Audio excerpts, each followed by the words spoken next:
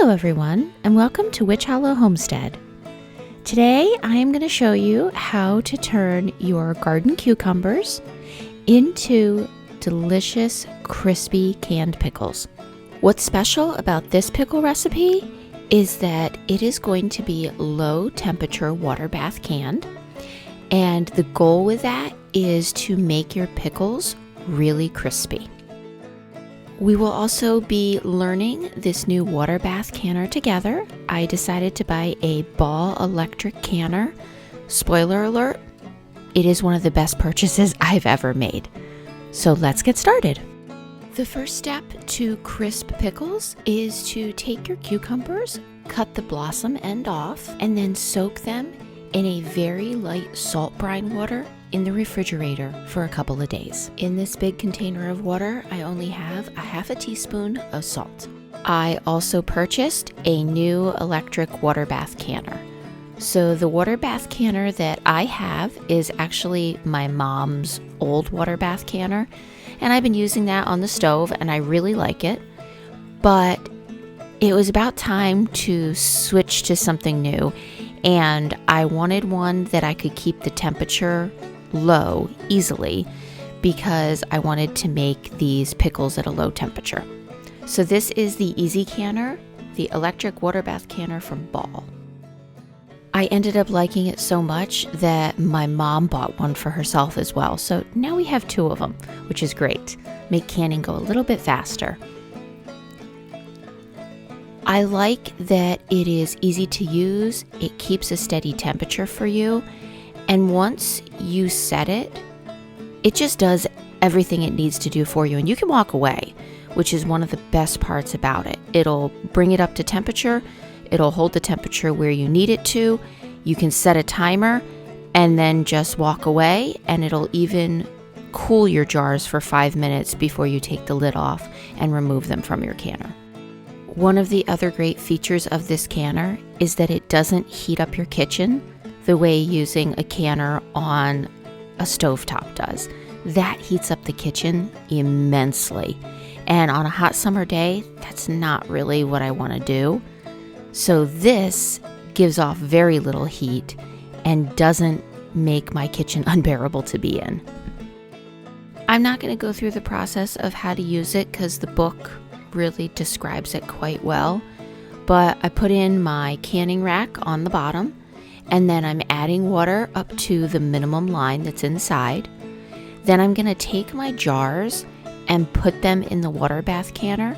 There is actually a jar warming feature on it that you can go right to that and hit warm jars, and it'll bring your jars up to temperature and sterilize them for you. Love it. That is so nice and so easy.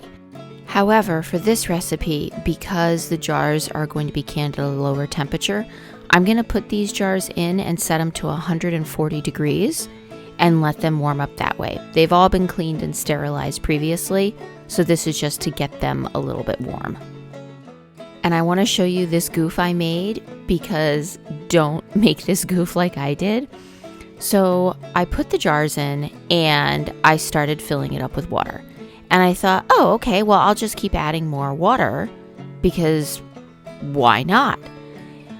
And then I forgot that they're empty jars, and the higher the water level is, the jars will fall over. And as you can see, they all fell over. So I had to drain some of the water out to correct that issue. So don't make that mistake. I do want to show you this preheat feature on this canner. So you turn your dial and you just keep turning it until you get over to the auto canning. And there's preheat jars. And all you do is press the next button and it'll preheat your jars. When it's all done, it will beep to let you know that the jars are ready. Here are the ingredients that you will need for the pickling brine. The pickling spice, if you can buy a mixture of a pickling spice, that's great to use. You can also make your own by using mustard seed, coriander, bay leaves, peppercorns, star anise, anything else you'd like to use in that pickling spice.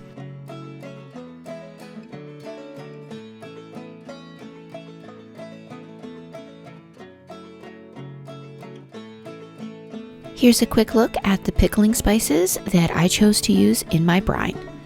I am doing juniper berries, brown mustard seed, multicolored peppercorns, and some star anise.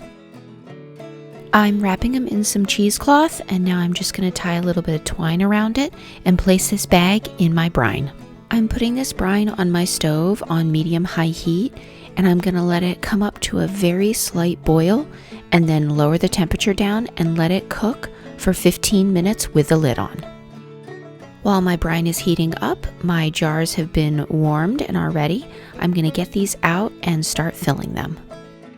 Since I'm processing these at a lower temperature, I'm actually going to use the booklet that came with my electric canner, and I'm following the LED light 5, which is 180 degrees Fahrenheit, and it'll fluctuate back and forth between 180 and like 183, which is the exact range that you're looking for when you're doing low temperature canning for these pickles. Another way that I am trying to keep these pickles really crisp is I'm adding bay leaves to my jar, as the tannin in the bay leaves will help keep your pickles nice and crisp. I have a bunch of fresh dill that I cut the other day knowing I was going to do pickles, so I'm going to pull these apart and add some of the fresh dill into each jar. You can add any type of spices here you want. You could add crushed red peppers, garlic, onions. I think I've even seen people have used cardamom, which I'm very curious about. I might try that next year when I make pickles. I also enjoy using fresh oregano or fresh thyme in the pickles. It gives it a really nice Italian flavor. One other ingredient that I forgot to add to these jars was yellow mustard seed. I normally do, but I just forgot when I was trying to do these. Now it's time for me to cut up these cucumbers and get them in the jars. I have a variety here. I have a Japanese cucumber, I have white cucumbers, and also small green cucumbers. They all work really well for pickling, as I've used them in the past. I'm cutting them into spears instead of rounds. You can do whatever works best for your family. I am making sure that I pack these jars pretty tightly so that the cucumbers don't want to float around. Our brine has been cooking for 15 minutes. All the sugar and salt are dissolved, so now I'm just going to very slowly ladle this hot liquid into our warm jars.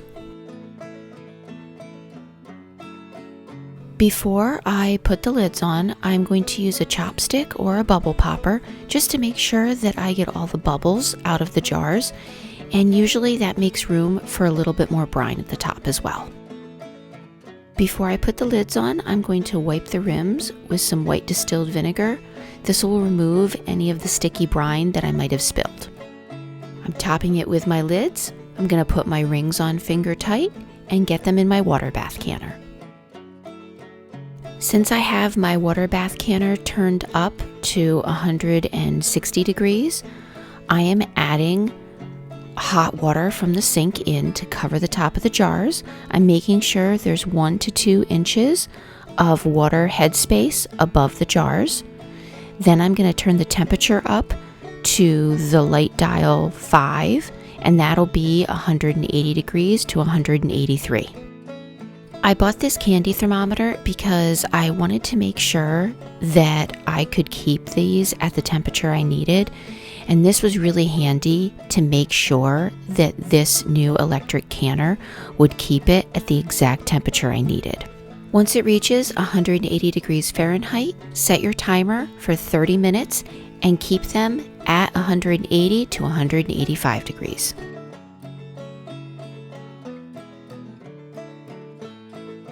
After 30 minutes, I'm turning off the canner and I'm going to let the jars sit in here for 5 minutes before I take them out. After 5 minutes, I pulled these out, and here we have low temperature pickles. One of the concerns I had with trying this recipe is that I was worried the jars wouldn't seal because it was a low temperature, but all of them sealed with no problem. Make sure to place your jars on a towel and then let them sit for 24 hours to make sure that you get a firm seal. After that, You can put them in your pantry and let them sit for up to 2 weeks before eating them so that they really soak in the flavor. Thank you so much for joining me today at Witch Hollow Homestead. I hope you found this video helpful and inspiring. Happy homesteading!